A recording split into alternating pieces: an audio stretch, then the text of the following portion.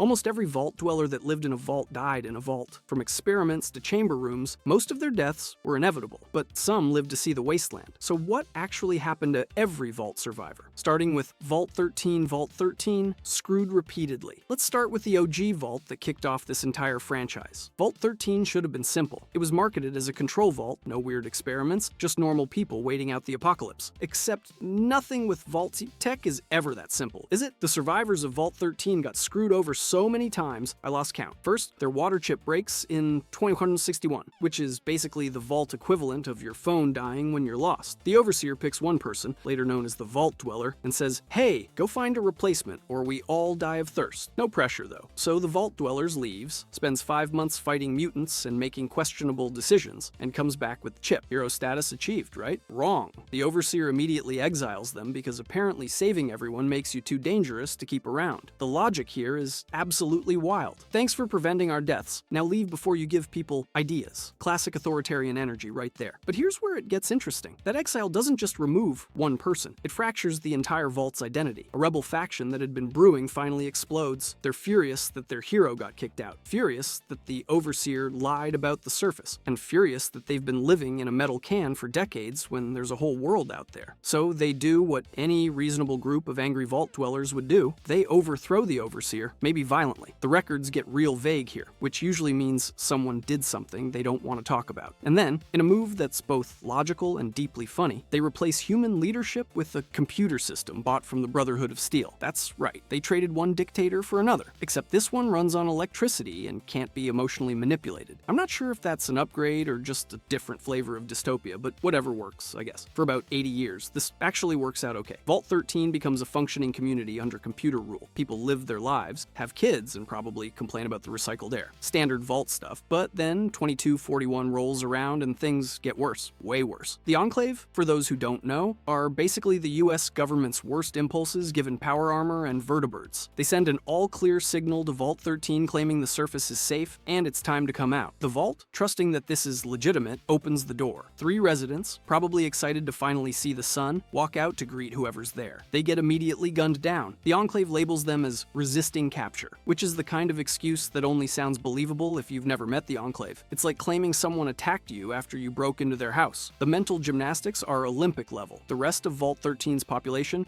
now realizing this is very bad, gets kidnapped anyway. The Enclave loads them onto vertibirds and flies them to their oil rig base where they become test subjects for the FEV Curling 13 virus. This virus is designed to kill anyone with even trace amounts of mutation, which in the Fallout universe is basically everyone except the Enclave themselves. So the survivors of Vault 13, who did everything right, who survived the apocalypse and rebuilt under computer rule, end up as lab rats in a genocide project. That's bleak even by Fallout standards. And when the Chosen One destroys the oil rig in 2242, any remaining Vault 13 residents die in the explosion. So their story ends not with rebuilding or hope, but with being used as test subjects and then vaporized. Fantastic. Really living the dream there. But wait, it somehow gets weirder. After the kidnapping, the Enclave dumps their failed intelligent Deathclaw experiments into Vault 13. Except these Deathclaws aren't failures at all. They're smart, organized, and just pretending to be less capable because they know the Enclave is watching. They turn Vault 13 into their own little community, which is both fascinating and deeply ironic. The Vault built to preserve humanity ends up preserving something else entirely. Depending on player choices, the Deathclaws either get exterminated, get captured, or manage to survive using a voice module that lets them interface with Vault systems. The canon ending is disputed and frankly bugged in-game, but either way, Vault 13's human legacy ends in abduction and death. If this is what happens to one of the normal Vaults, you can imagine how bad the experimental ones got. And trust me, you're not ready for what happened when Vault Tech stopped pretending to be ethical. Vault 8, successful dystopia. So if Vault 13 is a tragedy, Vault 8 is a cautionary tale about what happens when survival turns into superiority. And you might think a successful Vault would be good news, but you'd be wrong. Vault 8 opened successfully in 2091 using its Geetsik, and its residents built Vault City, a gleaming settlement that looks like civilization made it through the apocalypse. And on paper, this is the success story. The tech worked, the people thrived, they built infrastructure. This is literally the best case scenario for a Vault, except there's a problem. Vault City's survivors didn't just rebuild society, they rebuilt the worst parts of pre-war society and called it progress. By 2241, Vault City had become a rigid caste system that would make pre-war America proud. Citizens live inside clean walls with healthcare, education, and actual rights. Everyone everyone else, outsiders, tribals, ghouls,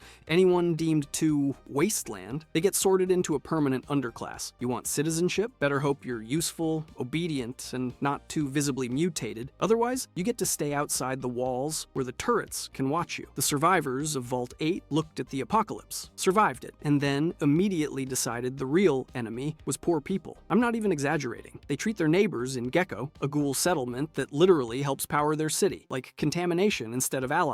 Vault City's leadership spends half their time debating whether to negotiate with Gecko or just hire mercenaries to solve the problem permanently. That's the survivor mentality in action. We made it out, so clearly we're better than everyone else. And the scary part? They're not wrong about being successful. Vault City is stable, growing, and one of the most advanced settlements in the wasteland. But that success comes at the cost of turning survival into a filter for who deserves to live well. And here's the thing that makes Vault City so unsettling. This wasn't even an experimental vault. There was no Vault-Tec gimmick pushing them toward this outcome. They just chose it. The survivors of Vault 8 had every opportunity to build something better, and instead, they recreated pre-war social hierarchies, because apparently the apocalypse didn't teach them anything about empathy. Yeah, that worked out really well for them. But what happens when Vault-Tec does design an experiment around division? Because the next Vault proves that sometimes the cruelest experiments are the ones that give people exactly what they think they want. Vault 15, fractured ideologies. Vault-Tec loved running social experiments, and Vault 15 asked a particularly nasty question. What happens when you cram people from wildly different ideological, cultural, and religious backgrounds into one sealed box and tell them to get along? The answer, as it turns out, is that they absolutely do not get along. Vault 15 was designed with maximum diversity, which sounds progressive until you realize Vault-Tec's goal wasn't harmony, it was controlled conflict. They wanted to see if forced proximity would create unity or if people would fracture along existing fault lines. Guess which one happened? If you guessed everyone got along, you haven't been paying attention to this series. The survivors of Vault 15 didn't just leave the vault, they splintered into completely different factions, each taking opposing lessons from their underground imprisonment. One group decided civilization was worth rebuilding and founded Shady Sands, which eventually grew into the new California Republic. These survivors looked at the wasteland and said, "We can make this better." Another group became the Khans, a raider tribe that decided society failed them, so they'd take what they wanted by force. These survivors looked at the same wasteland and said, "We're owed something for surviving." A third group became the Vipers, a weird cult that worships radiation and snakes, because apparently being sealed in a vault makes some people very strange. I don't even know what lesson they took from Vault 15, but it involved a lot of venom and bad decisions. Maybe they just really liked snakes. Who knows? So Vault 15's survivors didn't just scatter, they became ideological opposites. The NCR builds laws, taxes, and bureaucracy. The Khans build camps, raids, and revenge fantasies. The Vipers build, honestly, nobody's sure, but it involves rattlesnakes and religious fervor. By the time players encounter Vault 15 and Fallout 2, it's a gutted ruin occupied by squatters. The original survivors? Long gone, scattered into factions that now define the wasteland's political landscape. Vault 15 proves that survival isn't just physical, it's ideological. The same starting conditions can produce nation builders, raiders, and cultists depending on what people decide the apocalypse means. And here's the darkest part. All three groups think they're right. The NCR believes in order, the Khans believe in strength, the Vipers believe in snakes, I guess. None of them see themselves as the villains of their own story. That's what Vault 15's experiment really tested. Not whether diversity works, but how quickly shared trauma can turn into competing mythologies. So if Vault 15 shows what happens when people fragment into factions, the next Vault asks an even darker question. What happens when you don't just control their choices, but their entire reality? Vault 101, forever sealed. Vault 101's experiment was beautifully simple and horrifically cruel. Never open, ever. The vault was supposed to stay sealed indefinitely, creating a completely isolated society where the Overseer's word was law and the outside world was literally a myth. And for 200 years, it worked. The survivors of Vault 101 aren't people who escaped an experiment, they're people who lived it for generations. By 2277, every resident genuinely believed the outside world was uninhabitable. They're taught from birth that the vault is all that's left of humanity, that opening the door means death, and that questioning the Overseer is basically suicide. It's 1984 meets Plato's Cave, except the cave is a metal tube, and Big Brother wears a jumpsuit. Then James, the lone wanderer's father, escapes. And the entire foundation of Vault 101 society cracks in half. Because here's the thing about lies. They only work until someone proves them wrong. James opens the door and leaves, and the vault doesn't implode. The air doesn't kill everyone. The Overseer's authority, built entirely on fear of the outside, suddenly has a James-shaped hole in it, and when the lone wanderer follows, that hole becomes a chasm. Vault 101 fractures into factions. Those those who want to open the vault and join the world, and those who want to keep it sealed and maintain control. The survivors who push for opening aren't rebels, they're just people who realized they've been lied to for their entire lives. And the survivors who want to stay closed aren't evil, they're terrified. The only world they know is the vault, and change means admitting their entire existence was built on a lie. Depending on the Lone Wanderer's choices, Vault 101 either cautiously opens, remains sealed under new leadership, or descends into chaos. But here's the tragedy. Even if they open, the survivors of Vault 101 are 200 years behind the wasteland. They have no allies, no knowledge of threats, and no experience with anything outside their metal box. They're not survivors in the traditional sense. They're refugees from a lie that lasted longer than most civilizations. I spent way too long thinking about Vault 101 during my playthrough, and honestly, it's one of the most psychologically messed up experiments Vault-Tec ever ran. Because unlike vaults that kill you with drugs or radiation, Vault 101 kills you with ignorance. It turns reality itself into the enemy. And when the survivors finally step outside, they're not just entering the wasteland, they're entering a world that already moved on without them. But you think social manipulation is bad? Wait until you hear what Vault-Tec did when they decided to strip away everything except one person's sanity. Because this next one is genuinely unhinged. Vault 77, the Puppet Man's nightmare. Okay, so we need to talk about Vault 77, because this one is insane. Vault-Tec locked one person, just one guy, inside a vault with nothing but a box of puppets. That's it. That's the entire experiment. And somehow this becomes one of the most terrifying survivor stories in the entire franchise. Picture this. The Great War hits, the vault door seals, and you're alone. Completely alone. No family, no neighbors, no other voices. Just you, the hum of machinery, and eventually, the crushing realization that nobody else is coming. The guy pounds on the door for days, begging for someone to let him out or let others in. Nobody answers, because there's nobody to answer. He's the only resident of Vault 77. Eventually, he opens a box and finds hand puppets, a Vault Boy mascot, a grandmother, a king, and a dog. And at first, it's harmless coping. He's lonely, so he makes up conversations. The puppets become characters. The grandmother bakes invisible pies. The king makes grand declarations. It's childish, sure, but it's survival. When you have nobody, your brain doesn't stay quiet, it improvises. I get it, honestly. I talk to myself while making videos, and at least I'm not alone in a vault. But then, the Vault Boy puppet changes. It stops following the script. It starts saying things the man didn't intend. Dark things. Cruel things. One night, the king puppet gets murdered, and the Vault Boy takes credit, only to reveal it was the man himself who did it. Whether it's supernatural, possession, or psychological breakdown doesn't matter, the result is the same. The man no longer knows where he ends, and the puppet begins. That's the core horror of Vault 77. The puppet gives his worst impulses a voice he can blame, obey, and hide behind. It's permission in fabric form, and once that voice exists, it doesn't stay inside the vault. Because why would Vault-Tec stop at breaking one person when they can create a wasteland legend? The man eventually leaves, fights a warehouse-sized rad scorpion because the wasteland has a sense of humor, and then starts wandering. He encounters raiders, slavers, and other survivors, and he kills them at the puppet's urging, or maybe his own urging. Again,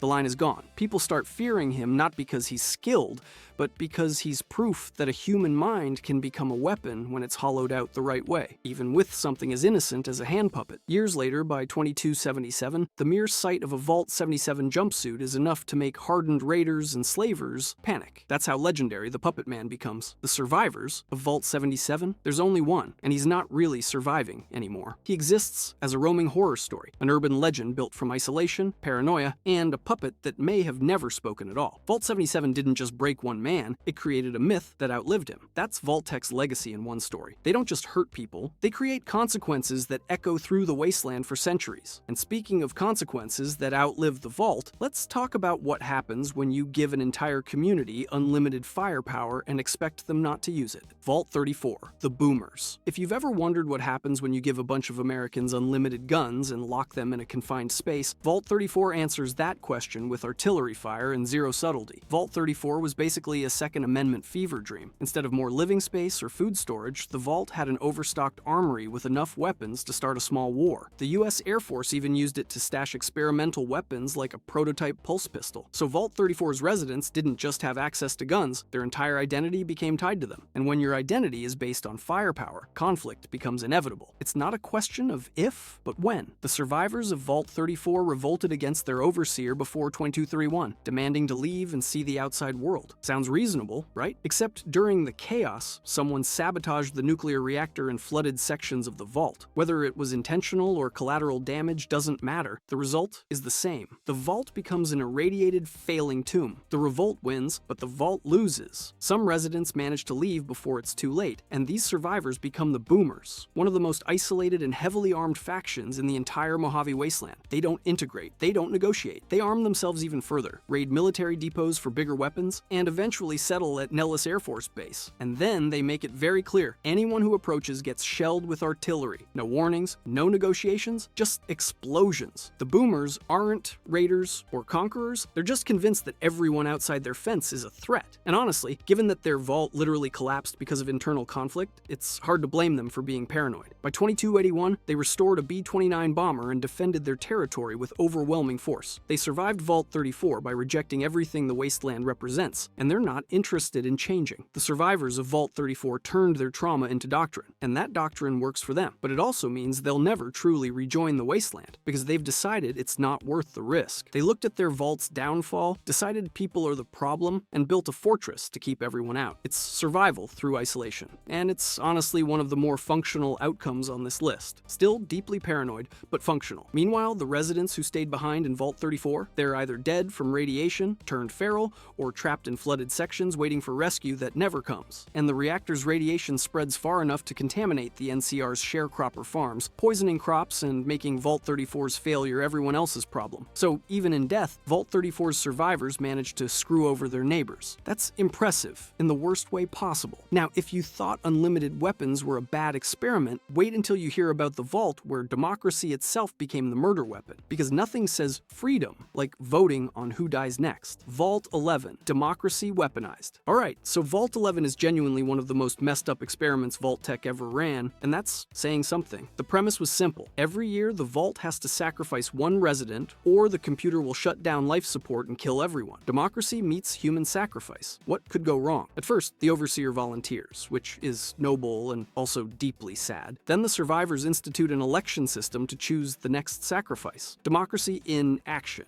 right? Except it immediately turns into a nightmare. Political factions form, power struggles erupt, and eventually, the Vault descends into civil war. People aren't voting based on who deserves to die, they're voting to kill their enemies. It's democracy weaponized. By the time the dust settles, only 5 people are left alive. 5 survivors out of an entire Vault. And they're done. They decide to end it with a suicide pact, refusing to sacrifice anyone else. They'd rather die together than keep playing Vault-Tec's sick game. And that's when the computer congratulates them. Turns out, the real experiment was to see if they'd refuse. The computer never intended to kill anyone. The door opens, and the survivors are free to leave. Except now they're racked with guilt, realizing every sacrifice was unnecessary. 4 of the 5 survivors follow through with the suicide pact anyway, because they can't live with what they've done. The 5th survivor? Nobody knows. They might have left, might have stayed, might have wandered into the wasteland and died, but the point stands, Vault 11's survivors didn't die from the experiment, they died from the guilt of surviving it. That's poetic and absolutely soul-crushing. Vault 11 proves that Vault-Tec's cruelty wasn't just physical, it was psychological. They didn't need radiation or drugs to destroy people, they just needed to make them destroy each other. And honestly, that might be the most evil thing Vault-Tec ever did, because it proves the experiments weren't about science. They were about seeing how far they could push human nature before it broke. Turns out, not very far. But psychological torture has nothing on biological horror. And the next Vault proves that sometimes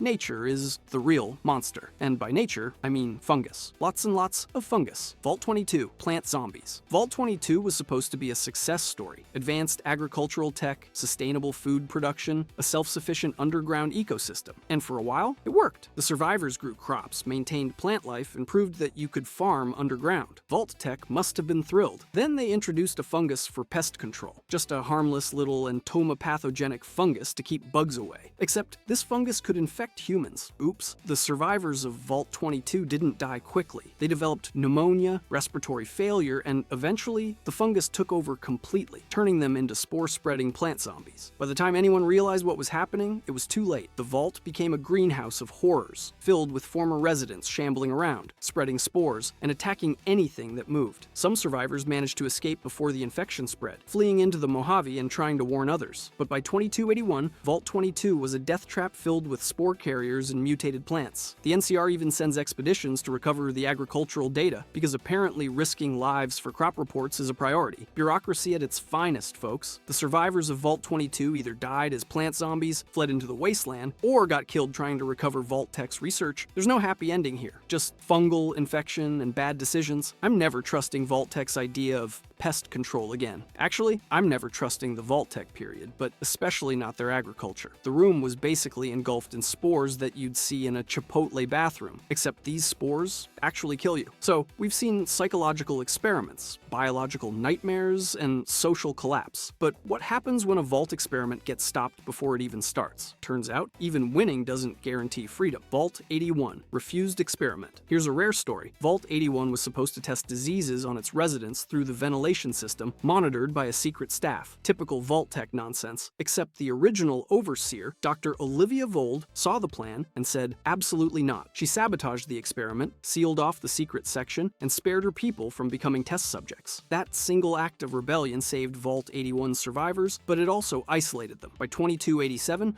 Vault 81 was still inhabited, still functional, and still sealed. The survivors trade with outsiders, but refused to fully integrate with the wasteland. They built a stable, insular society by avoiding Vault-Tech's experiment entirely, but that safety came at a cost. They never left. The survivors of Vault 81 didn't escape or rebuild, they just stayed, because staying was safer than risking the unknown. When the sole survivor visits, Vault 81 is prosperous, but stagnant. They've survived by avoiding risk, but they've also avoided growth. And the hidden section with the infected mole rats? Still there, still dangerous, still a reminder of what could have been. Vault 81's survivors won by refusing to play, but they're still living in the cage Vault-Tech built. It's survival without freedom, and I'm not sure that's winning. But hey, at least they're not plant zombies, so there's that. Small victories, right? And speaking of survival that doesn't feel like winning, let's talk about the Vault where only one person woke up to face the nightmare alone. Vault 111, sole survivor. Vault 111's experiment was cryogenic suspension. Freeze everyone, thaw them periodically for observation, rinse and repeat. Except in 2227, the Institute raids the Vault, kills the sole survivor's spouse, kidnaps their baby, and leaves everyone else frozen. By 2287, when the sole survivor woke up, every other cryopod had failed. The survivors of Vault 111 died in their sleep, frozen and forgotten, never knowing the world moved on without them. The sole survivor is the only survivor of Vault 111, and that isolation defines their entire story. They don't have a community to return to or fellow Vault dwellers to rebuild with. They have a pre-war past that nobody remembers and a wasteland that doesn't care. Vault 111's survivors aren't a group, they're a single person processing 210 years of loss in real time. And honestly, sometimes I think the ones who stayed frozen were the lucky ones. They never had to wake up and realize everyone they loved is gone, their world is destroyed, and their son is now leading the Institute. Talk about a bad morning. Makes your worst Monday look pretty good by comparison. But at least the sole survivor gets to wake up eventually. The next Vault's residents aren't so lucky, because they're trapped in a loop that never ends. And when I say never, I mean never. Vault 112, virtual hell. You think being frozen for 200 years is bad? Try being trapped in a virtual reality simulation controlled by a sadistic scientist for 200 years. That's Vault 112 in a nutshell, and it's one of the cruelest fates on this list. The survivors of Vault 112 are suspended in VR pods, living out simulations controlled by Dr. Stanislaus Braun, a man who makes most comic book villains look reasonable. For 2 centuries, he's been torturing them in Tranquility Lane, a twisted 1950s suburban simulation where he plays God. The residents die, get reset, and die again. Their memories wiped every cycle so Braun can watch them suffer fresh every time. Think about that for a second. You're not just dying once, you're dying hundreds, maybe thousands of times, and every time you wake up, you don't remember the last death. You're stuck in an endless loop of suffering, and the only constant is Dr. Braun's sadistic laughter in the background. The lone wanderer can either kill them, granting mercy, or free them by completing Braun's twisted tasks. But freedom, at this point, means waking up as 200-year-old bodies in a failing vault. After 2 centuries of virtual torture, suddenly being thrust back into a decaying physical body in a post-apocalyptic wasteland probably isn't the happy ending you'd hope for. The survivors of Vault 112 didn't escape, and they can't escape on their own. They exist in a loop, and their only hope is that someone from outside ends it. Vault 112 survivors are a living argument for why some experiments should never have been allowed to continue. And honestly, I think this is by far one of the most insane fates in Fallout, but not for the reason you might think. It's not the torture itself, it's that Braun had 200 years to get bored and stop, and he never did. That's commitment to being evil. I almost have to respect the dedication, except no, it's just horrifying. Now, we've covered a lot of doomed vaults. But what about the ones that were supposed to succeed? Because even when Vault-Tec plays it straight, the Wasteland has other plans. Vault 76, reclamation gone. Wrong. Vault 76 was a control vault designed to open after 25 years and release America's best and brightest to rebuild. And it actually worked. The door opened on Reclamation Day 2102, and the survivors left with hope, purpose, and Vault-Tec's blessing. Then they discovered Appalachia was a scorched, plague-ridden hellscape filled with robots, super mutants, and the scorched plague that turns people into bioweapons. Yeah, that went well. The survivors of Vault 76 scattered across Appalachia, establishing settlements and trying to rebuild while fighting impossible odds. They weren't raiders or isolationists. They were exactly what Vault-Tec intended: educated, skilled people ready to reclaim America. Except America wasn't ready to be reclaimed. By 2103, when new settlers arrived,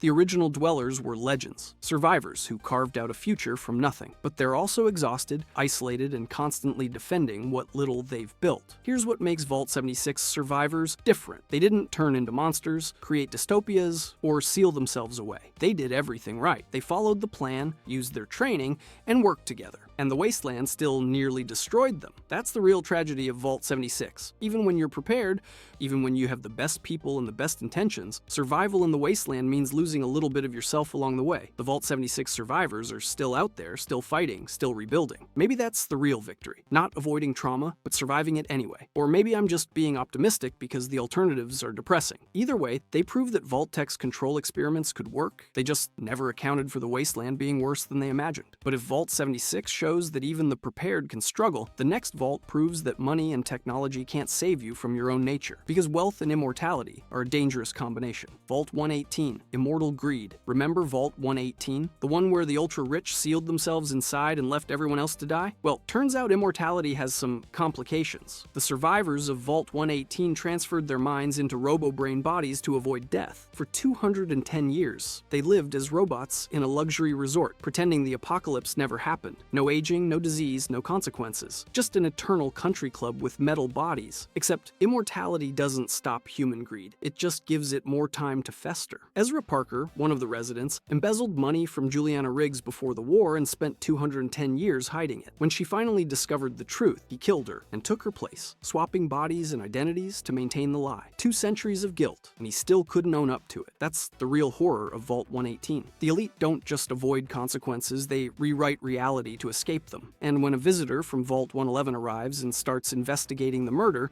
the whole charade starts to crumble. The survivors can either face justice, maintain the lie, or get wiped out entirely depending on player choices. Vault 118 proves that wealth and technology can't save you from yourself. The survivors escaped death, but they couldn't escape their pre-war greed, paranoia, and entitlement, and honestly, maybe that's worse than just dying. At least death is final. These people have to live with what they've become for eternity. If you have enjoyed and want to see what happened to every Vault experiment in Fallout, click the video on the screen now.